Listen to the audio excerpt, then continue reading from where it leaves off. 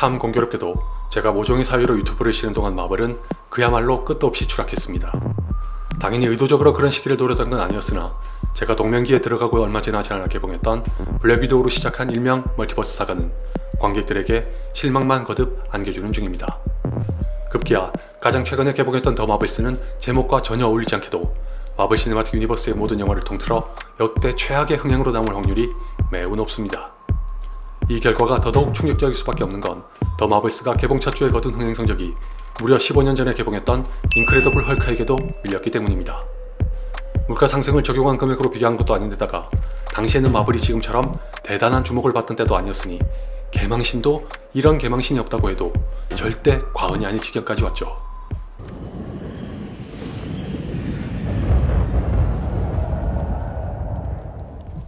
그렇다면 대체 마블은 어쩌다가 이 꼴이 된 걸까요? 국내외를 막론하고 가장 많이 나오는 지적 중 하나는 관객들이 슈퍼히어로 장르에 질렸다는 겁니다. 이런 말이 나올 수밖에 없는 명백한 근거도 있긴 한데 마블의 인피니티 사가는 11년 동안 총 23편의 영화를 제작해 흥행에서 어마어마하게 성공했습니다. 이 때문에 돈에 눈이 멀기라도 한 건지 멀티버스 사가는 고작 2년 동안 자그마치 10편을 제작했습니다. 여기에 디즈니 플러스의 드라마와 애니메이션까지 더하면 총 20편입니다. 정확하게 말하면 20편이 훨씬 넘죠. 아시다시피 디즈니 플러스는 하나의 타이틀에 최소 6화 이상의 에피소드가 있으니까요. 다시 말해 관객들이 예전보다 훨씬 짧은 시간에 소화해야 할 양은 몇 배가 늘었습니다. 아울러 슈퍼히어로 영화를 마블만 제작하는 것도 아니라 공급의 과부하로 인해 관객들이 질렸기 때문에 갈수록 참담한 결과를 내고 있다는 건 일리 있는 진단입니다. Call Superman. That was my first thought. Sadly, he's otherwise engaged. Classic. 다만 관객들이 슈퍼히어로 영화에 질렸다는 발언은 마블이 한창 붐을 일으키고 있는 동안에도 종종 나왔으나 매번 고웃음을 치며 흥행에서는 승승가도를 달렸습니다. 그리고 몇 편 안 되긴 하지만 여전히 성공적인 결과를 거둔 슈퍼히어로 영화들도 있는 걸로 봐선 슈퍼히어로 장르 자체에 대한 반감만으로 지금과 같은 현상이 벌어졌다고 결론을 내리는 건 너무 단순한 계산일지도 모릅니다. 실제로 이 와중에도 관객들로부터 좋은 반응을 얻었던 가디언즈 오브 갤럭시 3와 스파이더맨 어크로스 더 유니버스의 감독들에게 서로 다른 인터뷰에서 작금의 현상에 대해 비슷한 질문을 했을 때 본질적으로는 동일한 해석이 나왔었는데 결국 핵심은 영화의 퀄리티지 장르의 문제가 아니라는 겁니다. 똑같은 이야기를 똑같은 방식과 구조로 똑같이 연출하면 슈퍼히어로만이 아니라 어떤 장르라도 외면당하는 건 불가피하다는 뜻이겠죠. 아마 두 영화를 모두 보신 분들이라면 각각의 감독들이 저런 답변을 선뜻 내놓을 자격이 있다는데 다들 동의하실 거라고 생각합니다. You're acting like weird stuff like this happens to you all the time. 다시 처음으로 돌아가서 그렇다면 대체 마블은 어쩌다가 이 꼴이 된 걸까요? 지금부터 한때는 누구보다 마블을 열렬히 사랑했으나 지금은 일말의 애정조차 남지 않았을 정도로 실망을 거듭해 격노한 제가 5가지로 나눠 그 원인을 분석해 보겠습니다. 모르긴 몰라도 저 이상으로 분노가 컸던 분들께서 이미 동일한 주제를 여러 번 다루셨을 게 틀림없겠지만 이 영상은 뒤늦게나마 마블바라고 자부했던 저만의 시각으로 바라본 마블의 현주소라고 봐주셨으면 합니다.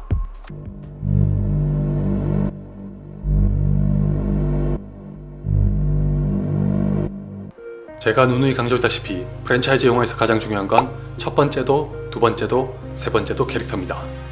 좋은 캐릭터가 하나만 있으면 정작 제작사에서는 의사가 없어도 관객들이 먼저 나서서 영화를 내놓으라고 아우성을 치거나 대대적으로 반깁니다.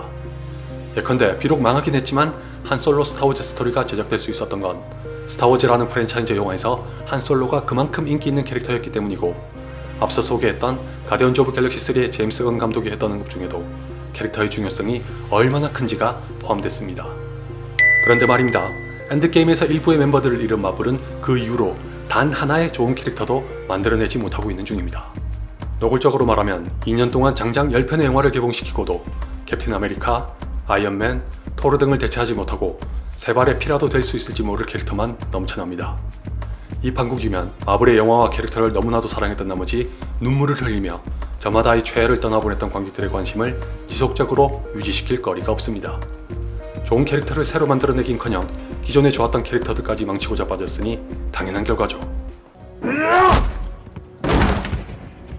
제 경우에는 캡틴 아메리카가 최애였는데 엔드게임이 개봉하기 전부터 아이언맨이나 캡틴 아메리카가 죽는다는 등의 루머가 나돌았던 걸 기억하실 겁니다. 만에 하나라도 이게 맞아떨어진다면 저 나름대로 마블에 대한 애정을 유지하기 위해 자의 캐릭터를 미리 점지해뒀습니다. 바로 캡틴 아메리카 시빌워에서 유일하게 사사로운 감정에 휩싸이지 않고 이성적이었던 데 이어 잘못된 게 있다면 그 대상이 설사 자신의 선조라고 할지라도 냉철하게 판단해 틀렸다고 일갈하던 블랙팬서입니다. 제가 블랙팬서를 괜히 극장에서만 7번을 본 게 아니었을 정도로 마음에 들었던 캐릭터였는데 누구도 예상치 못했던 변수이자 비극적인 소식이 들리면서 저한테는 난제가 발생했습니다. 이렇게 되면 앞으로 MCU에서 누굴 중점에 놓고 봐야 하냐는 거였습니다. 앞에서 말씀드린 좋은 캐릭터의 기준에는 MCU라는 거대한 서사를 주도하는 역할도 포함되는데 캡틴 아메리카에 이어 블랙팬서마저, 정확하게는 체드윅 보스만이 연기했던 블랙팬서까지 사라진 마당이라면 더는 MCU에 제가 원하는 기준의 좋은 캐릭터는 존재하지 않기 때문입니다. Our future depended You on are wrong! All of you are wrong! 거듭해서 반복한 좋은 캐릭터 한 게 뭘 의미하는지 궁금하실 것 같은데 한마디로 정의하면 관객들로 하여금 마음을 쓰게 할 만큼 매력적으로 다가오는 캐릭터이자 프랜차이즈 영화에서 구심점이 되는 캐릭터입니다. 특히 세계관을 공유하는 MCU 같은 프랜차이즈에서는 후자가 절대적으로 필수입니다. 제가 마블이 몰락한 첫 번째 이유로 캡틴 아메리카의 부재를 꼽은 것도 바로 이걸 의미합니다. 물론 다른 분들께는 아이언맨이나 토르, 헐크 등등이 될 수도 있지만 어디까지나 제 기준에서 가장 매력적인 캐릭터는 캡틴 아메리카였고 어벤져스를 기점으로 인피니티 사가의 중심에 놓였던 것도 캡틴 아메리카와 아이언맨을 중심으로 한 대립과 화합이었다는 건 부정할 수 없는 사실입니다. 그런 둘 중에서도 캡틴 아메리카를 최애로 꼽은 건 선과 정의에 대한 굳건한 신념을 존중했기 때문인데 하나의 캐릭터가 관객들에게 이렇게 매력적으로 다가가는 데는 몇 가지 요소 중 하나가 반드시 필요합니다. 예를 들어 누가 봐도 친근하고 톡톡 튀는 개성, 구식일지언정 이른바 군인정신에 근간을 둔 신념, 워낙 제멋대로인 탓에 왕위 계승의 자격을 잃어버린 후 각성이 필요했던 계기, 나르시스트의 극치로 살다가 진짜 세상을 보고 크나큰 과오를 깨달아 생긴 명분, 어느 모로 봐도 완전히 상반된 두 가지 인격이라는 특색 등이 관객들로 하여금 슈퍼히어로 캐릭터에게 매력을 느끼게 만드는 조건으로 작용하죠. I am Iron Man. 바꿔 말하면 관객들이 감정적으로 이입하고 몰입할 수 있는 캐릭터가 있어야 영화에 대한 애정도 깊어지는 건 물론이고 더 나아가 해당 캐릭터와 영화를 가진 프랜차이즈의 생명력도 커집니다. 예전과 달리 지금의 마블이 철저하게 실패하고 있는 부분이 바로 이겁니다. 자그마치 20편에 달하는 영화와 드라마를 만들고도 관객의 눈길과 마음을 사로잡을 수 있는 캐릭터는 전무하다 시피합니다. 영화의 경우가 더더욱 심한데 대표적으로 캡틴 마블은 인피니티 워와 엔드게임 사이에서 엄청난 주목을 받으며 등장해 영화 자체는 대대적으로 성공했지만 과연 이 캐릭터에게 매력이란 게 있었냐고 묻는다면 개인적으로는 매우 부정적입니다. 혹시나 해서 분명히 밝히자면 영화 외적으로 결부된 어떤 편견 같은 것 때문에 그런 건 절대 아닙니다. 다른 분들은 어떠실지 몰라도 개인적으로는 엔드게임에서의 캡틴 마블은 정말 멋있었습니다. 심심해서 명장면만 몇 개 골라볼 때도 캡틴 마블이 활약하는 장면을 빼놓지 않고 보는데 멋있다는 것과 매력적이라는 건 전혀 다른 문제입니다. 간단하게 정의하면 멋있는 건 찰나의 감탄에 머물기 십상인데 반해 매력적이란 건 눈으로 당장 보고 있지 않아도 감정을 계속 끌어당깁니다. 이런 맥락에서 캡틴 마블은 멋있는 캐릭터일 수는 있어도 매력적인 캐릭터는 아니라고 생각합니다. 심지어 더 마블스까지 본 지금도 제 결론에는 변함이 없습니다. Hi, I'm Peter Parker. Hey, Peter Parker. You got something for me? 언뜻 제가 캡틴 마블을 타겟으로 삼아서 작정하고 패는 걸로 보일 수도 있는데 개봉 당시에 리뷰했던 영상을 보셨던 분들은 아실 겁니다. 저는 결단코 다른 악의 따위 없이 어디까지나 대표적인 예로 따기라 하나만 더 덧붙이자면 캡틴 마블에게서는 앞에서 말씀드렸던 매력적인 캐릭터의 조건 중 어느 것도 찾아볼 수 없습니다. 뒤에서 자세하게 말씀드리겠지만 도리어 캡틴 마블은 막말로 그저 배신감과 정의감에 불타올라 우연히 얻었던 슈퍼파워로 크리 종족을 무지막지하게 박살낸 무리안에 가깝습니다.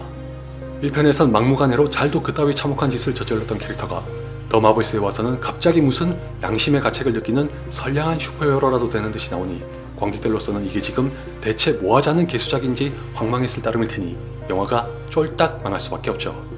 설상가상 모니카 램보와의 있으나 마나했던 갈등, 즉 약속을 지키지 못한 이유로까지 크리 행성을 들먹인 것도 설득력이나 호소력이 전혀 없어서 차라리 깊은 산골에 암자에 들어가서 무건 수행을 하느라 연락하지 못했다고 하는 게 나았을 지경입니다.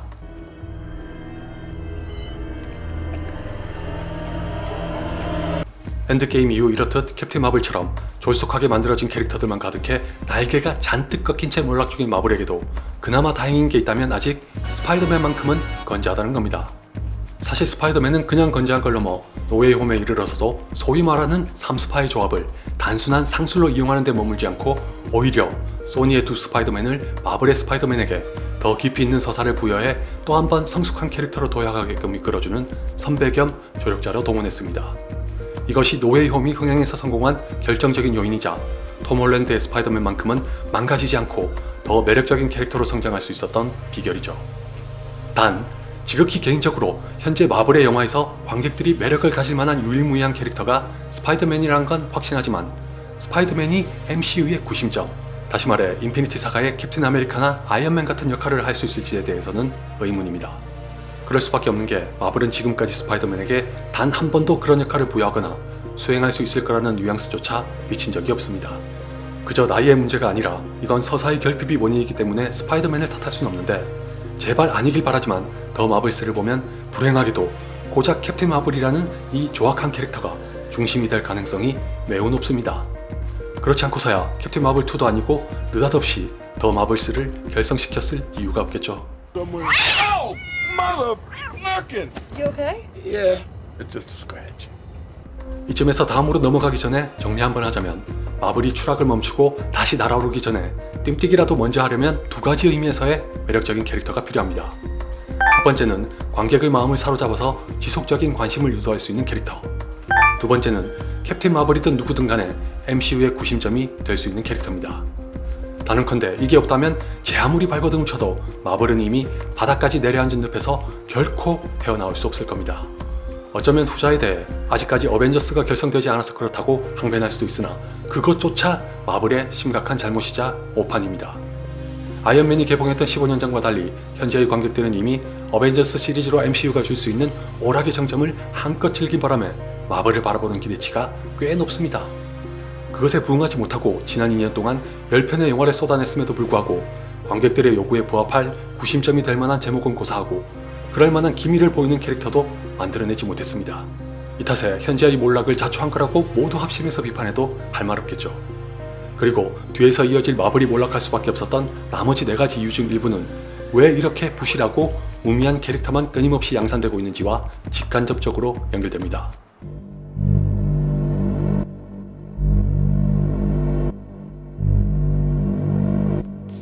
워낙 민감한 소재라 이것부터 먼저 짚고 넘어가야 할 것 같은데 저는 페미니즘을 포함한 PC 자체를 부정하거나 폄훼하려는 의도는 일절 없습니다. 믿거나 말거나 페미니즘과 PC가 가진 본연의 가치와 이상은 모두가 따르고 지향해야 한다고 생각합니다. 따라서 지금부터 제가 이 영상에서 지적하는 바는 PC와 페미니즘 자체에 대한 공격은 결코 아니니 오해 없으시길 부탁드리면서 시작하겠습니다. 먼저 이 이미지를 한번 보시죠. 다들 아시겠지만 현재까지 멀티버스 사가로 공개된 총 20편의 영화와 드라마입니다. 제가 따로 말씀 안 드려도 한 가지 뚜렷한 공통점이 보이지 않나요? 이건 뭐 한간에 남성 할당제가 필요하다는 우스갯소리가 나올 정도로 편향적인 마블의 태도가 노골적으로 나타납니다. 그리고 바로 이것이 마블을 몰락시킨 5가지 이유 중 하나인 동시에 첫 번째 이유로 말씀드린 매력적인 캐릭터가 태어나지 못하고 있는 근본적인 원인이기도 합니다. Get as far away from here as possible. You get to make your own choices now. 다시 한번 말씀드리지만 저는 지금 PC와 페미니즘이 마블을 좀먹었다고 주장하는 게 아닙니다. 역으로 마블이 참 치졸하게도 PC와 페미니즘으로 자사의 작품을 포장해 팔아먹으려는 허접한 전략을 앞세웠다는 걸 말씀드리고 싶습니다. 애초에 멀티버스 사가의 첫 작품으로 블랙 위도우를 배치했던 것부터가 장사 속에 눈이 멀었다는 것의 방증이죠. 까놓고 말해서 블랙 위도우는 멀티버스 사가는 물론이고 인피니티 사가에도 이렇다 할 영향을 주지 못합니다. 냉정하게 말하면 MCU에서의 존재 가치가 매우 희미해서 블랙 위도우라는 캐릭터의 완성도를 높이는 데 도움될 만큼 명확한 부연도 하지 못했던 이 기이한 영화의 진짜 목적은 따로 있습니다. 이 목적이란 것도 마블을 몰락으로 이끈 이유 중 하나니까 뒤에서 따로 말씀드리겠습니다. 그 외에는 기껏해야 엔드게임에서 사망한 블랙 위도우의 팬들에게 작은 위로가 되는 게 고작인 영화였는데 죄송하게도 저는 이것조차 볼썽사나운 추태였을 뿐으로 치부합니다. 왜냐하면 몇 년 전에 말씀드렸던 것처럼 경쟁사인 DC는 그렇게 욕이란 욕을 다 처먹는 와중에도 원더우먼을 제작했던 것과 달리 마블은 한창 잘나가던 시기에 쏟아졌던 아우성에도 불구하고 여성 캐릭터의 단독 영화를 외면했었기 때문입니다. 참고로 원더우먼은 높은 인지도를 가졌음에도 성공 여부가 불투명해 영상물로 제작하려던 계획이 몇 차례 무산된 적이 있으므로 DC가 영화화를 진행한 건 결코 손쉬운 결정이 아니었습니다. 더욱이 당시의 DC는 슈퍼히어로 영화를 내놓는 족족 욕을 먹으면서 흥행도 큰 재미를 보지 못했을 때라 정반대의 호황을 누리던 마블이 보여줬던 행태와 비교하면 굉장히 큰 용기와 의지를 발휘했던 겁니다. She with you? I thought she was with you. 그랬던 마블이 왜 지금은 PC와 페미니즘에 집중하고 있는 걸까요? 어디까지나 개인적인 추측이지만 먼저 10중 8구 PC와 페미니즘이 거의 주류로 떠오른 터라 시장에서 먹힐 거라는 계산이 있었을 겁니다. 거기에 더해서 인피니티 사가가 막을 내린 후 펼쳐질 새로운 무대에서는 기존과 똑같은 걸 보여줘서는 안 된다는 걸 인지하고 차별화를 꾀해야 했을 테니 PC와 페미니즘에 전적으로 기대는 전략을 내세우기로 한 게 아닐까 합니다. 개인적으로는 이 판단 자체가 틀렸다고 생각하진 않지만 문제는 마블이 두 소재에 접근하는 태도가 얄팍한 나머지 진정성이 매우 그릿해 보인다는 겁니다. 솔직하게 가감없이 한마디로 말하면 캐릭터와 그 캐릭터를 중심에 둔 영화의 서사를 구축하는 건 퓨전이고 그저 PC와 페미니즘을 주입하기만 하면 되는 걸로 착각하고 있다는 인상마저 받을 지경입니다. 마치 PC와 페미니즘에 부합하는 캐릭터만 있으면 나머지는 자동으로 완성될 거라는 혹은 관객들이 무조건적으로 호응해 줄 거라는 희한한 발상을 가진 것처럼 보일 정도죠. 어쩌면 너무 심한 비판이 아니냐고 하실 수도 있으나 현재까지 공개된 작품들의 완성도를 보면 시간이 갈수록 오만한 것일 수도 있었던 제 판단에 확신을 더해주고 있을 뿐입니다. I'm proud of you, sis. Parking cars is super hard. Thanks, bro. 좀 전에 매력적인 캐릭터가 태어나지 못하고 있는 근본적인 원인으로 PC와 페미니즘을 꼽은 것도 바로 마블의 안해하고 게으르며 몰지각한 상술 때문입니다. 단적인 예로 삼을 수 있는 영화를 하나만 꼽자면 누가 뭐래도 이터널스겠죠. 원작이 어떻고 저떻고를 떠나 영화로서의 이터널스는 그야말로 PC의 집합체입니다. 성별, 인종, 장애와 나이에다가 동성애색까지 있으니 적어도 슈퍼히어로 장르에서는 이보다 더 PC를 충족시키는 영화를 찾아보기 힘든데 정작 이터널스는 그런 캐릭터들의 조합을 제외하면 어느 것도 만족할 수 없었던 졸작입니다. 방금 말씀드렸다시피 이 영화는 PC와 페미니즘을 입히기만 하면 완성도와 흥행은 절로 따라올 거라는 착각에 사로잡혔었는지 각본부터가 장황하기만 해서 대체 뭘 하고 싶었던 건지 의문만 남겼습니다. 클로이 자오 감독의 능력을 믿었건만 돌아온 건 자의식 과잉에 사로잡혀 자신이 연출하는 영화의 정체성이 오락영화인지 예술영화인지마저 구분하지 못해 지루하고 심심하기 짝이 없는 시쳇말로 끔찍한 본종이었습니다. 설상가상 그렇게 PC를 충족시키는데 열중했으면서도 아니 어쩌면 거기에만 몰두한 탓인지 누구 하나 관객들의 머릿속에 각인될 만한 캐릭터도 남지 않았습니다. 소재는 나름 시선을 끌 수도 있었지만 많은 캐릭터들 때문에 여기저기 흩어져 농도가 지극히 옅어진 바람에 집중과 몰입을 이끌어내지 못했고 사실상 주제는 진부하고 상투적이어서 오락성과 작품성 사이에서 갈피를 잡지 못한 클로이 자오 감독의 연출은 이터널스의 주요한 배인이 되었습니다. 더 따지고 들어가면 이 영화는 PC 영화로서도 절대 합격점을 줘선 안됩니다. 언제나 그랬듯이 서구 중심적인 관점에 갇혀서 일본이 당했던 원폭투하는 과학이 안겨준 인류사 최고의 비극인 것처럼 그리면서도 정작 그 일본이 다른 나라들에게 무슨 짓을 했었는지 왜 일본이 그 꼴을 당했었는지에 대해서는 이런 방구도 하지 않는 영화가 무슨 PC를 운운합니까? 이따위 수준의 사고와 의식 수준을 보여주고 있기 때문에 MCU의 PC와 페미니즘은 상술일 뿐이라고 치부하는 겁니다. These people,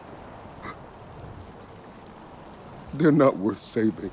개인적으로는 MCU 최초로 동양인 슈퍼히어로가 주인공이었던 샹치와 텐닝지의 전설에도 불만이 큽니다. 드디어 동양인이 주인공으로 나오는데 하필이면 또 서구 중심적인 관점의 오리엔탈리즘이라는 비판이 나올 소지가 큰 쿵푸가 소재입니다. 애초에 이소룡에서 모티브를 따온 캐릭터니 어쩔 수 없지만 이왕이면 서구에서 여전히 상당수가 동양인을 보면 스테레오타입처럼 떠올리는 쿵푸는 피해줬으면 어땠을까 하는 아쉬움이 큽니다. 예컨대 서구의 방송에서 동양인 출연자에게 무술할 수 있겠네 라거나 무술 좀 보여달라고 하면 대번에 인종차별이라는 비판을 융단폭격으로 받게 될 겁니다. 그런 맥락에서 과연 최초의 동양인 슈퍼히어로 캐릭터를 굳이 쿵푸로 택한 게 과연 진정으로 PC와 부합하는지 의문을 가져도 이상할 건 없지 않을까요? 천만다행으로 중국 시장을 의식해서 그런지 작품 내에서의 고증은 의외로 상당히 좋아서 감복했으나 지극히 사적인 판단으로는 샹치와 텐닝지의 전설은 이소룡을 정점으로 서양에서 불었던 오염영화의 붐에 대한 향수를 자극하는 영화로만 보이는 게 고작입니다.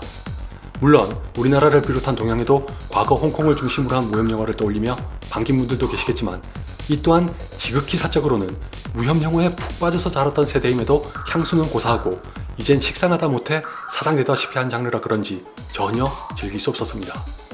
약 10년 먼저 개봉했던 왕가희 감독의 일대종 사람이 모를까, 샹치와 태닝지의 전설은 무협영화로서도 만족감이 낮았습니다.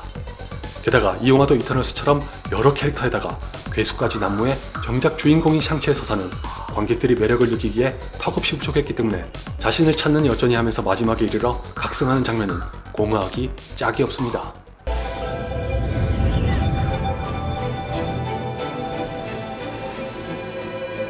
사실 이렇게 무성의하거나 진정성보다 PC와 페미니즘이라는 표피에만 의존하는 것 같은 마블의 태도는 첫 번째 여성 슈퍼히어로 캐릭터를 내세웠던 캡틴 마블에서 이미 징조가 보였습니다. 개봉 당시에 리뷰에서 말씀드렸던 대로 이 영화는 분명 페미니즘을 소재로 했다는 걸 부정할 수 없는 데 비해 영화가 그것을 얼마나 적극적으로 또는 효과적으로 다루는지에 대해서는 비판을 피하기 어렵습니다. 특히 신페미니즘의 관점에서 봤을 때의 결과인 동시에 캐릭터의 서사 구축이라는 면에서는 정말 형편없어서 캡틴 마블은 귀엽고 멋질 수는 있을지 몰라도 매력적인 캐릭터가 될 순 없었습니다. 왜냐하면 DC보다 꽤 늦게 페미니즘의 영향력에 호소는 하고 싶은데 그 의지는 미약하기 그지없어서 남성 중심의 사회라는 난관을 캐롤 댄버스가 어떻게 극복해 나아갔는지는 이따위 몽타주로 추각해버린 게 거의 전부입니다. 고작 이런 수준의 서사를 부여하고 연출한 캐릭터라면 성별을 떠나서 매력을 느낄 관객들이 절대 생길 수 없죠. And prove to me you can beat me. 제가 일일이 언급할 필요도 없이 여러분 스스로 떠올려 보셔도 멀티버스 사가에 속하는 대다수의 작품들은 죄다 이 모양 이 꼴입니다. 디즈니 플러스의 드라마로 눈길을 돌려도 이즈 마블은 한간의 초반 에피소드가 MCU 최저 시청률을 기록했다고 하는데 사실 여부를 제외하더라도 이건 뭐 제가 마블을 보고 있는 건지 벌거벗은 세계사를 보고 있는 건지 모를 정도였습니다. 이 역시 주인공인 카말라 칸이 여성 무슬림 캐릭터라는 것에만 천착해 시청자들을 위해 우선시되어야 할 게 뭔지 외면한 결과일 겁니다. 그렇다고 카말라 칸이 매력적이었냐? 글쎄요, 제 눈에는 그냥 여성 버전의 피터 파커일 뿐입니다. 이만 벨라니의 연기만큼은 톰 홀랜드에 뒤지지 않지만 그것만으로는 부족하죠. 더불어서 슈헬크는 단연코 최악입니다. 헐크를 무슨 쩌리쯤으로 취급한 건 참을 수 있으나 제니퍼 월터스라는 캐릭터는 왜 계속 데드풀 흉내만 내고 있는 건지 도저히 눈뜨고 봐줄 수가 없는 졸작입니다. 그 판국에도 페미니즘적인 메시지는 놓치지 않으려고 하는 꼬락서니를 보면 마블의 팬들이거나 한때 팬이었던 사람들의 눈이 뒤집혀 길길이 날뛰지 않는 게 도리어 이상할 지경입니다. 그러니까 제가 감히 마블에게 드리고 싶은 말씀은 니들이 PC를 지향하든 페미니즘을 추앙하든 간에 그걸 이용해 처먹을 계략만 꾸미지 말고 영화와 드라마로서 우리를 만족시킬 수 있는 최소한의 완성도는 갖추려는 노력을 하라는 겁니다. 현재로서는 그럴 기미가 양자 영역 수준으로 밖에 보이지 않으니 어떻게 관객들과 시청자들을 다시 집결시킬 수 있을지 매우 회의적입니다. 디즈니 플러스에서 그나마 좋은 반응을 얻었던 문나이트조차 PC적으로 이집트의 문화를 다뤘다는 걸 제외하면 딱히 특별해 보일 게 없었고 캐릭터도 성에 안 찼으니까요. The triggers are anger and fear. Those are like the baseline of any woman just existing. 이 문제를 계속 꼬집고 들어가면 언제 끝날지 몰라 하나만 덧붙이면서 정리하고 싶은데 매력적인 캐릭터를 만들기 위해서는 세 가지 방법이 있다고 생각합니다. 하나는 이 영상에서 몇 번 말씀드린 것처럼 필수적으로 관객들의 마음을 사로잡을 수 있을 만큼 충실한 서사. 다른 하나는 영화 속에서 시청각 요소를 현란하게 지휘하면서 보여주는 압도적인 활약. 마지막은 해당 캐릭터를 연기하는 배우의 카리스마와 연기입니다. 그리고 이렇게 말씀드릴 수밖에 없어 유감이지만 세 번째의 경우에는 배우의 외모도 포함됩니다. 이 대목에서 당연히 외모지상주의니 뭐니 하면서 비판하실 분들도 계실 걸 잘 알지만 이게 냉혹한 현실입니다. 사람들에게 즐길 거리를 제공해야 하는 엔터테인먼트 산업에서는 더더욱 그렇고 절대 다수의 연애 프로그램은 성별을 불문하고 뛰어난 외모를 가진 사람이 주를 이룬다는 것부터가 바로 그런 현실의 실례입니다. 참고로 전 옳고 그름을 논하자는 게 아니라 단지 인류가 멸망하기 전까지는 절대 변하지 않을 진리를 말씀드리는 겁니다. 이 진리에 마냥 순응해서도 안 되지만 그렇다고 강제와 강요로 변화시키려고 하면 그에 맞먹는 역효과를 불러오기 마련이란 건 우리 주변에서 숱하게 봤습니다. Just kiss. I didn't know everything. 반발이 클 주장이겠지만 굳이 외모를 들먹였다고 해서 비단 잘생기고 못생김에만 국한되는 걸 의미하는 것도 아닙니다. 그 배우가 연기하게 될 캐릭터와 얼마나 부합하고 조응하느냐도 아주 큰 관건이죠. 그렇기 때문에 샹치, 미즈 마블, 슈헬크 등을 연기한 배우들은 관객들의 잠재적인 욕구를 충족시키는데 실패했다고 생각합니다. 그저 PC스럽게 계산적으로 제작하면서 생긴 부산물의 캐스팅일 뿐이라고 하면 좀 심한 표현일 수도 있으나 제 사견으로는 이 이상의 의미를 발견할 수 없었고 인정할 수도 없습니다. 다시 말해 이것도 영화와 드라마로서 우리를 만족시킬 수 있는 최소한의 완성도 따윈 뒤로한 채 PC를 지향하고 페미니즘을 추앙하는 마블이라는 캐치프레이즈만을 위한 도구 중 하나라는 뜻입니다. 그 말 많았던 인어공주가 흑인들의 전폭적인 지지와 함께 PC 광풍이 불어닥치고 있는 북미를 제외한 국가들에서는 흥행이 상당히 저조했다는 것만 봐도 제 말이 완전히 틀렸다고 따질 수 있는 분들은 드물 겁니다. 혹시나 해서 첨언하는데 인어공주가 그렇게 된 걸 순전히 배우 탓만으로 떠넘기려는 건 절대 아닙니다. 이제 제가 말씀드리고자 한 바의 요지가 뭔지 충분히 이해하셨을 걸로 알고 이만 넘어갈게요.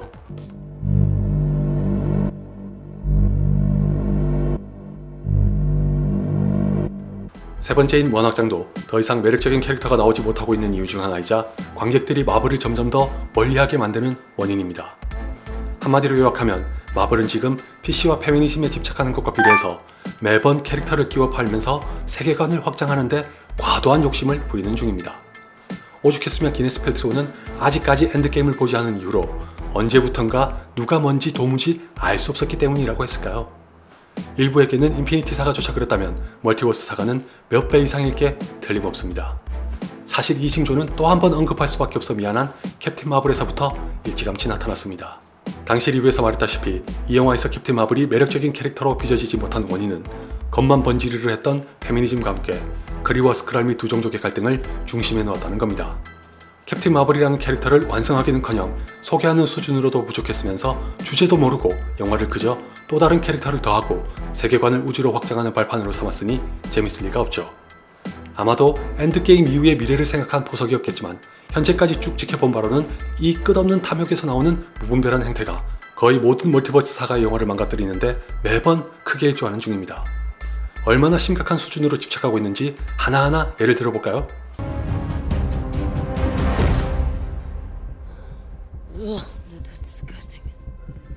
먼저 블랙 위도우는 사실상 엘레나 벨로바와 태스크마스터라는 캐릭터를 MCU에 진입시키기 위해 블랙 위도우를 이용한 꼴이라 팬들의 분노를 자초했다는 건 다들 아실 겁니다.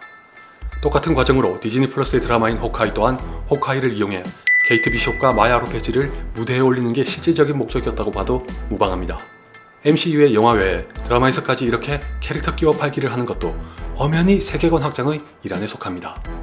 게다가 블랙 위도우는 쿠키 영상에서 발렌티나라는 캐릭터를 영화에선 처음으로 등장시킨 걸로도 모자라 이미 정리된 블랙 위도우의 죽음을 가지고 호크아이와 갈등을 일으키려는 구태의연한 짓까지 해서 짜증이 절로 났습니다.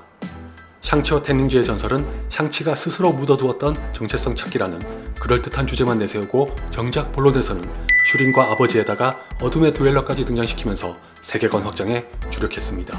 마지막에 해체해야 했던 텐닝즈를 슈린이 이끌게 만들도록 설정한 것도 페미니즘과 세계관 확장의 결합이라고 봐도 무방할 겁니다. 졸작 중 졸작인 이터널스는 또 어땠습니까? 슈퍼히어로 그룹의 각 캐릭터를 일일이 조명하려다 정작 매력적인 캐릭터는 단 하나도 남기지 못했으면서 위트먼과 블레이드에다가 에로스까지 MCU에 발을 담그게 만들었습니다. 셋 중에서도 에로스는 타노스의 동생이란 설정까지 붙어서 가뜩이나 복잡한 세계관을 더 혼란스럽게 만들었죠. 아울러 태어나다만 티아무트는 또 MCU에서 어떤 역할을 할지 벌써부터 어지럽습니다. Sure you're ready for that, Mr. Whitman? 닥터 스트레인지 대운돈의 멀티버스는 말할 것도 없습니다. 이 영화는 닥터 스트레인지의 변화와 성장을 주안점으로 삼았어야 했으나 블랙 위도우 이상으로 뻔히 닥터 스트레인지의 영화임에도 불구하고 스칼렛 위치가 주연이나 다름없었습니다. 그렇게 또 한 번 기존의 어벤져스 캐릭터를 푸대접한 걸로는 성에 찰리 없던 마블은 아메리카 차베스까지 투입한 데 이어 다른 차원의 일루미나티를 학대하는 수준으로 다루면서까지 세계관 확장에 몰두했습니다. 쿠키 영상에서 어리둥절하게 등장한 클레아도 마찬가지입니다. 토르 러브 앤 썬더는 시종일관 어떻게 수용해야 할지 몰라 난감했을 만큼 가관이었던 영화입니다.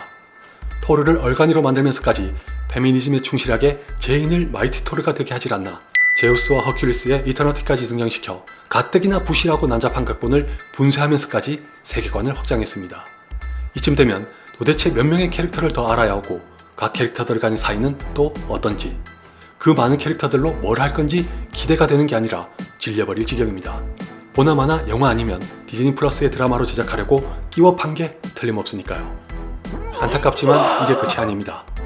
블랙팬서 와칸다 포에버는 아이언하트와 네이머 및 탈로칸, 앤트맨과 와스프 쿼터맨이하는 캐시와 강, 그리고 디즈니 플러스의 드라마를 안 보신 분들이라면 당황하고 또 남았을 로키, 더 마블스는 모니카 램보, 미즈 마블, 엑스맨에 이어 역시 디즈니 플러스의 드라마를 안 보신 분들이라면 의문만 남았을 케이트 비숍 등등 멀티버스 사가에 속하는 절대 다수의 영화가 새로운 캐릭터를 끼워 팔면서 세계관 확장에 전념하는 중입니다. 유의하게 스파이더맨 노웨이 홈과 가디언즈 오브 갤럭시가 관객들까지 만족시키면서 성공할 수 있었던 근거도 저 두 가지보다 캐릭터와 영화의 완성도에 오롯이 집중했던 덕분이죠. I am Groot. Yeah. It's good working with you too. 여기까지 왔으니 프랜차이즈 영화에서 가장 중요한 매력적인 캐릭터를 마블이 더 이상 만들어내지 못하고 있는 이유가 다 나왔습니다. 좀 길겠지만 한 줄로 정리하면 관객들의 마음을 사로잡을 수 있는 캐릭터의 고유한 서사가 결여됐는데 그 원인은 크게 두 가지로, 하나는 PC와 페미니즘이 무슨 성물이라도 되는 것처럼 소중히 떠받들기만 하면서 정작 핵심적인 재료를 조리하는 데는 등한시했다는 거고, 다른 하나는 엉뚱한 캐릭터 끼워 팔기와 세계관 확장에 매몰된 탓에 진짜 중요한 캐릭터들, 즉 주인공의 서사적인 완성도를 갖추는 건 뒷전이 됐다는 겁니다. 그 바람에 필히 영화와 드라마의 중심에서 빛났어야 할 캐릭터를 충실하고 온전하게 빚는 데는 실패하는 게 매우 당연합니다. 마음이 콩밭에 가 있으니 잘 될 리가 없죠. 더 나아가 멀티버스 사가가 현재와 같은 상태를 벗어나지 못한다면 마블의 입장에서는 회심의 반전이 이루어지길 간절히 고대하고 있을 어벤져스 캉 다이너스티는 도리어 몰락의 확증에 도장을 찍는 꼴이 되고 말 겁니다. 까놓고 말해서 어벤져스 시리즈는 기본적으로 막대한 인기와 위험을 보유하고 있는 게 사실이더라도 지금의 마블은 천지개벽이 일어나지 않는 한 손 쓸 수 없는 지경에 다다랐기 때문에 별 기대가 안 되는 건 저만 그런가요?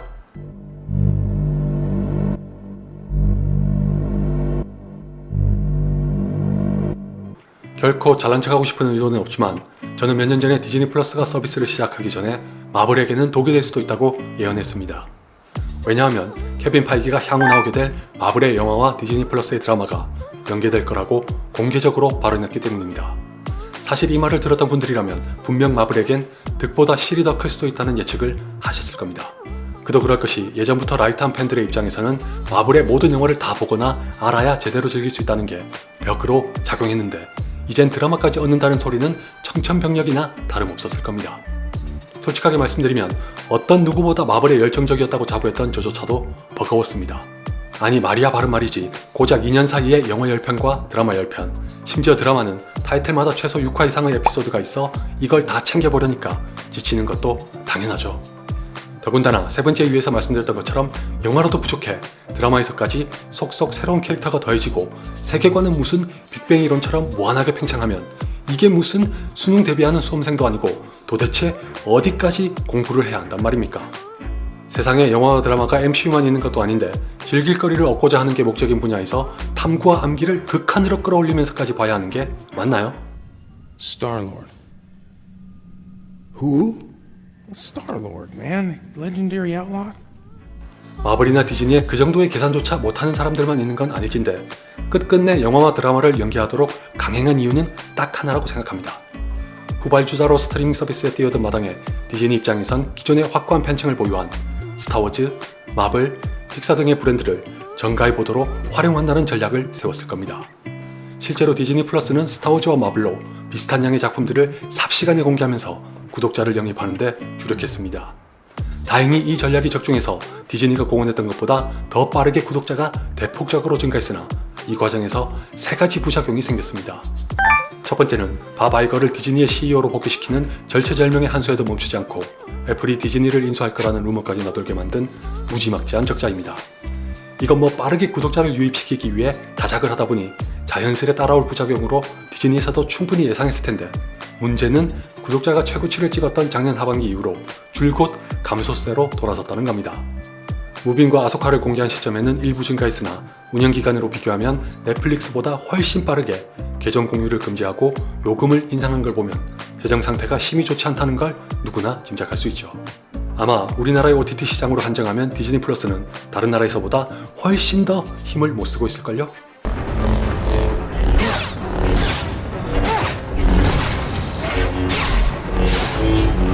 두 두 번째는 다작 및 MC와의 연계로 인해 기존의 팬들마저 감당하기 버거울 정도의 피로도를 가중시키는 짓을 자초했다는 겁니다.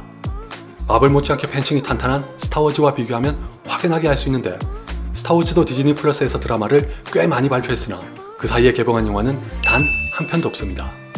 그런 의미에서 비유하자면 디즈니라는 사장이 디즈니 플러스라는 새로운 브랜드의 인지도를 높이기 위해 마블이라는 직원을 착취해서 기존에 잘 나가던 MCU라는 상품의 파생 상품을 급조해 과다하게 노출한 전략이 역으로 관객과 시청자라는 고객으로 하여금 흥미를 잃게 만들어버린 탓에 예전과 같은 인기와 가치는 모두 잃어버린 셈입니다. 모르긴 몰라도 그렇게 해서 생긴 부담감이나 거부감이 본격적으로 발현된 건 닥터 스트레인지 대혼돈의 멀티버스였을 겁니다. 이 영화는 디즈니 플러스의 완다비전을 안 본 관객들에게는 제목 그대로 대혼돈을 일으키고도 남았습니다.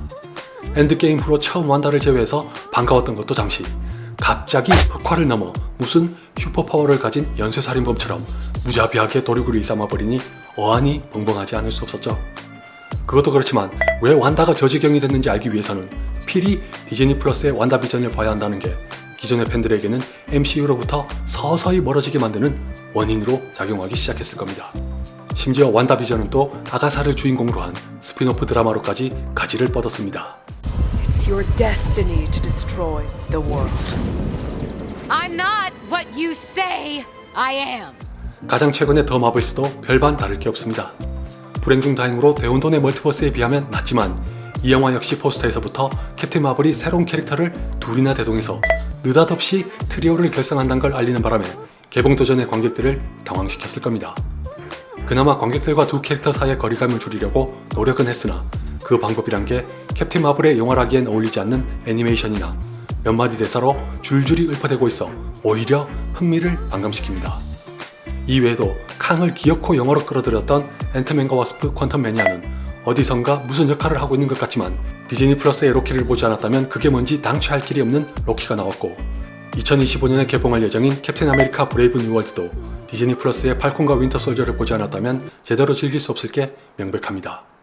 특히 로키의 시즌 1,2는 멀티버스 사가에서 일종의 필독서경 지침사로 작용하는데, 이게 또 라이트한 팬들의 입장에서는 설사 일부러 챙겨보려는 노력까지 하더라도 쉽고 편안하게 즐길 수 있거나 이해할 수 있을 만한 구성이 아니란 게 도리어 멀티버스 사가로의 진입장벽을 더 높이는 데 일조하고 말 겁니다. 개인적으로는 로키 시즌 1을 보고 꽤 만족한 편이지만 이와 별개로 냉정하게 말하면 멀티버스라는 소재를 가지고도 누구나 재밌게 볼 수 있도록 만든 스파이더맨 애니메이션 2편과 비교해 마블의 멀티버스 사가는 여러모로 온갖 탐욕이 덕지덕지 묻어나오기만 하는 형국이라 한숨만 푹푹 내쉬게 됩니다. You from another dimension? Like a parallel universe where things are like this universe but different? And you're Spider-Man in that universe? 이왕 말이 나온 김에 더하면 앞서 말씀드렸다시피 더 마블스는 쿠키 영상에서 디즈니 플러스의 호크아이에서 태어난 케이트 비숍이 등장했고, 퀀텀 매니아는 작품을 망가뜨리면서까지 캐시랭의 활약과 비중을 대폭 높였습니다. 스스로도 무리수라는 걸 알지언정 마블이 이런 캐릭터 끼워 팔기에 애쓰는 이유는 바로 예전에도 종종 말이 나오던 영 어벤져스를 만들기 위한 계획, 즉 세계관 확장에 매달리기 때문입니다. 같은 맥락에서 블랙 위도우에 등장했던 레드 가디언과 태스크마스터, 팔콘과 윈터 솔저의 윈터 솔저와 US 에이전트, 앤트맨과 와스프의 고스트 등의 멤버가 될 썬더볼츠는 더더군다나 2025년에 영화로 개봉할 예정입니다. 더 말할 것도 없이 이 영화 또한 디즈니 플러스의 드라마를 보지 않은 관객들이라면 과연 흥미를 느끼거나 재밌게 볼 수 있을까요? 실망스럽긴 독인 기긴이지만 참고 봐줄만은 했던 시크릿 인베이전도 심각합니다. 결말에 다다라 기어코 쌍욕이 절로 나오게 만들었던 이 드라마는 더 마블스로 직결되도록 구멍으로 남겨둔 내용이 일부 있었던 데다가 향후 영화로 개봉할 예정인 캡틴 아메리카 브레이브 뉴월드나 아머워즈와도 이어질 예정입니다. 그러니까 시크릿 인베이전은 드라마 전체가 하나의 프리퀄이라는 씨앗으로 디즈니 플러스에 심어지는 일종의 희생을 하면서 제 몸 하나 건사하지 못한 채 망가진 대신 영화로 관심을 유도시키는 미끼 상품이었던 셈입니다. 디즈니가 제정신이고 마블이 다시 부활하려면 디즈니 플러스까지 염두에 두면서 거듭하는 캐릭터 끼워 팔기와 세계관 확장을 지향해야 합니다. The Kree said they're open to peace talks with the Skrulls. The Kree make peace. 디즈니 플러스로 인한 부작용 3가지 중 마지막은 바로 여러분 모두가 적극적으로 공감하실 전반적인 완성도 저하입니다. 이 영상에서도 몇 번 강조한 것처럼 영화 10편, 드라마 10편을 모두 봐야 하는 관객들과 시청자들도 지치지만 그 많은 작품들을 단 2년 만에 제작해야 했을 각종 분야의 일원들은 혹사라고 해도 부족할 작업 환경에 놓여졌을 확률이 매우 높아 보입니다. 실제로 여러 영화와 드라마의 엉성한 시각 효과 때문에 비판이 많아진 걸 계기로 업계 종사자들 중 일부로부터 공개 발언이 터지면서 이 문제가 수면 위로 떠올랐습니다. 마블이 작업 일정을 워낙 타이트하게 요구했기 때문에 퀄리티의 저하를 피할 수 없었다는 의미였던 걸로 기억하는데, 보통이라면 비겁한 변명이라고 치부할 수도 있을 낭설이겠지만 이 경우에는 고개를 절로 끄덕이게 됩니다. 왜냐하면 다시 한번 강조하지만 고작 2년 동안 영화 10편, 드라마 10편, 더욱이 드라마는 타이틀마다 최소 40분 내외의 에피소드가 6화 이상이니 제 아무리 갑의 요구에 따라야 한다고 해도 작업이 정상적으로 돌아가긴 힘들었을 거란 게 눈에 훤히 보이기 때문입니다. There he is. Here he comes. Hello, man in the mirror. 10중 8구 다른 파트도 사정은 크게 다르지 않을 것 같은데, 시각효과처럼 물리적인 노동력의 비중이 상대적으로 큰 분야만이 아니라 모든 작품에서 토대가 되기 위해 무한히 자유로운 창의력을 쏟아야 하는 각본도 마찬가지일 겁니다.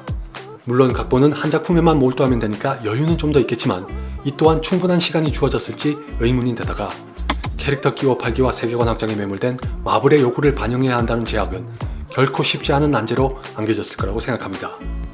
어디까지나 제 추측에 불과하더라도 인피니티 사가와 비교하면 몇 배 이상으로 혈안이 된 두 개의 전제가 작가에게는 운신의 폭을 좁아질 대로 좁아지도록 작용했을 게 틀림없기 때문에 온전히 자신의 뜻대로 탈구하는 건 요원한 바람일 겁니다. 아마 그런 각본을 가지고 연출하는 감독에게도 상당한 족쇄가 채워졌을 테니 완성도가 하락하는 건 불가피한 결과일 수밖에 없겠죠. 이 와중에도 외부의 간섭이나 압력 따위에는 아랑곳하지 않았던 건지 오롯이 자신의 영화를 만드는 데 성공한 제임스 건 감독의 가디언즈 오브 갤럭시 3는 가히 멀티버스 사가의 기적으로 보입니다. 개인적으로는 노웨이홈 이상으로 큰 박수를 보내고 싶었기에 앞으로 마블에서 또 이런 영화를 볼 수 있게 되기를 바랍니다. 뭐 일단은 상당히 회의적이긴 하지만 디즈니에서도 자각을 한 건지 바바 이거가 복귀하면서 양보단 질에 집중한다고 공표했으니 실오라기 같은 희망이나마 남겨놓도록 해봐도 괜찮을까요?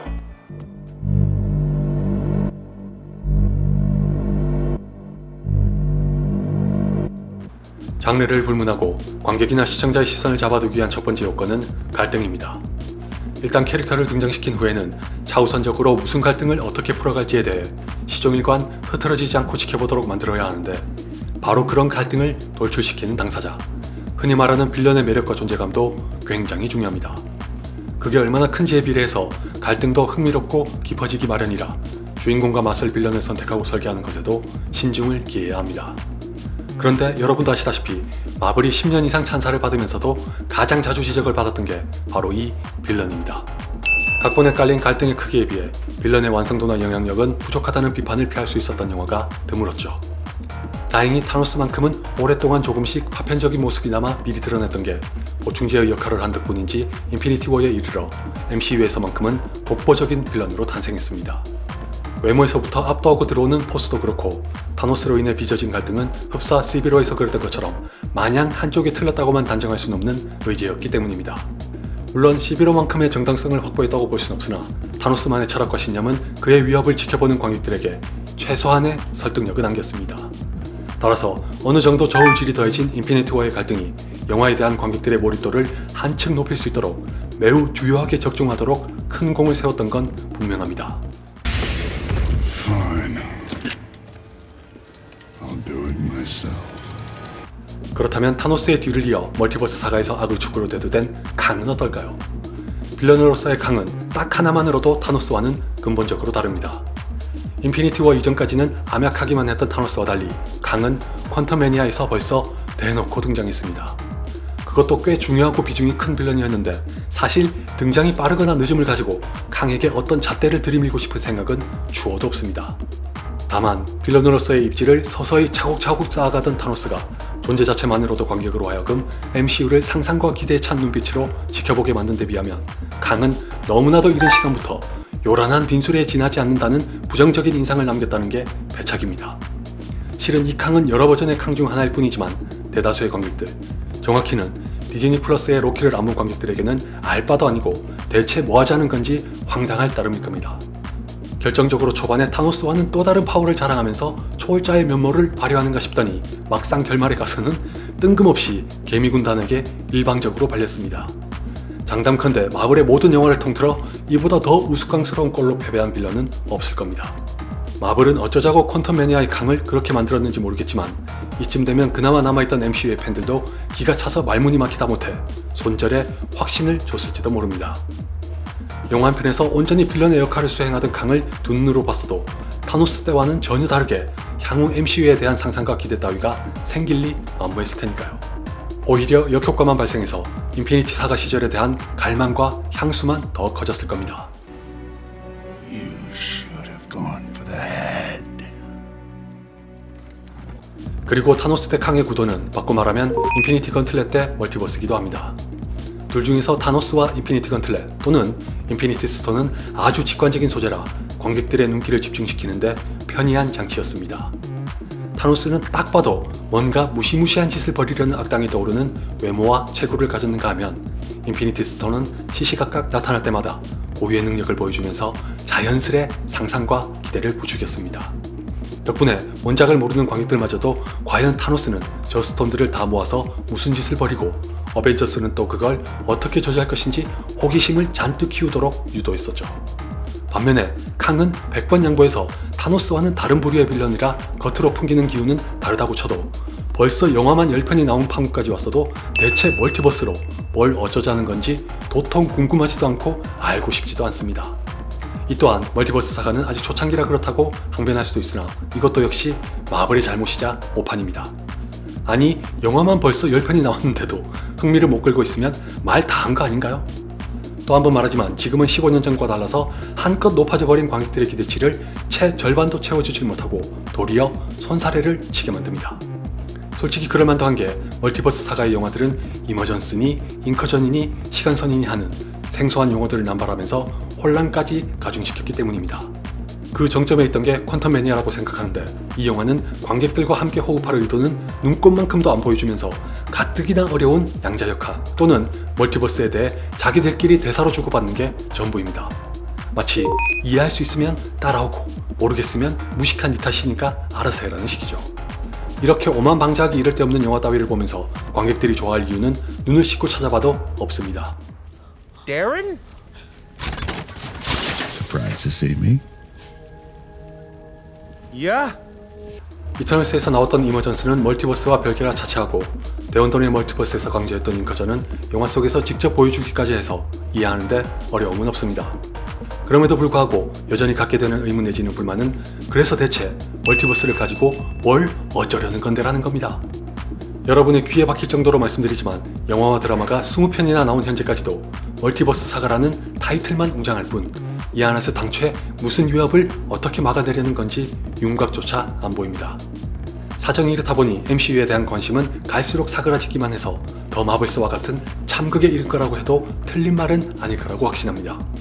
아울러 까놓고 말해서 멀티버스로 제공할 수 있는 즐길거리의 정점은 이미 스파이더맨 애니메이션 2편과 노웨이 홈이 모조리 보여줬습니다. 남은 거라고 해봐야 캉들이 벌이려는 인커전이나 멀티버스의 통폐합 내지는 정복 등을 막는 걸 텐데 지금까지 나온 작품들이 워낙 수준 미달이었던 탓에 여전히 호기심이 동하지 않는다는 게 커다란 결점입니다. 영화만 10편을 쏟아냈으면서도 아직까지 어벤져스는 결성조차 되질 않았지. 결성이 된다고 한들 인피니티 사가의 트리니티처럼 관객들의 마음을 끌어당길 만한 캐릭터도 눈에 띄질 않지. 의기양양해 보였던 캉이란 놈은 누구보다 처참한 꼬락서니로 퇴장하질 않나. 기댈 거라곤 복잡하고 난해하게 뒤엉킨 멀티버스라는 소재가 고작인데 아무리 봐도 인피니티 사가로 활용점정을 찍었다가 곧장 꺼져가고 있는 MCU에 재차 불씨를 지펴주기에는 무리라고 생각합니다. 소재의 선택 자체가 틀렸던 건지 마블의 활용 방법에 문제가 있었던 건지는 모르겠지만 관객들로 하여금 호기심을 유발해야 할 멀티버스 사가의 갈등을 고조시키는데 실패하고 있다는 것만은 틀림없습니다. 더 마블스의 암담한 흥행이 그 무엇보다 확실한 증거죠. Oh my, what did I do? What did I do? 자, 여기까지 긴 시간 동안 마블이 몰락한 5가지 이유의 분석을 빙자한 분노와 넋두리였습니다. 개인적으로는 아수라장과 다름없어진 마블을 보면서 참 씁쓸한 게 예전에 저는 마블을 좋아하는 이유를 종합 선물 세트에 비유했습니다. 다채로운 캐릭터와 그런 캐릭터의 개성에 부합하는 색깔의 영화를 저마다 가지각색으로 포장해 MCU라는 상자에 넣어서 받는 선물 같았기 때문입니다. 반면에 지금의 마블은 직업의식 없이 대형 뷔페로 업종을 전환한 장사치를 떠올리게 합니다. 맛과 품질 따위는 일절 신경 쓰지 않으면서 닥치는 대로 메뉴의 수만 잔뜩 늘려놓은 채 먹고 싶은 거 있으면 먹어, 없으면 다른 가게로 꺼져라고 배짱 장사나 하고 있는 악덕 기업인 것만 같아서 너무나 실망스럽네요. 끝으로 부디 당부하고 싶은 마음에서 마무리하자면 마블은 최우선적으로 PC와 페미니즘에 대한 얄팍한 의식으로 접근하는 태도와 캐릭터 끼워 팔기를 미끼로 삼은 무한한 세계관 확장부터 버려야 합니다. 후자에는 디즈니 플러스와 연계도 포함되니까 이것부터 잘 정리하면 다시 부활할 수 있을 거라고 생각합니다. 예전처럼 부차적인 서사는 지양하고 온전히 주인공 캐릭터와 그 캐릭터를 중심으로 한 서사에 먼저 집중하면 얼마든지 가능합니다. 적어도 단독 영화만큼은 그렇게 밟아나가면 관객들이 MCU로 다시 발길을 옮길 수 있게끔 만들 수 있으니까 제발 정신 좀 차립시다. 뭐 이미 늦을 대로 늦어서 캉이란 캐릭터는 진면목을 보여주지 못하고 끝날 공산이 커 보이지만 똑같은 과오를 지속해서 MCU가 머지않아 폐기 처분되는 최후만은 피하기를 바랍니다.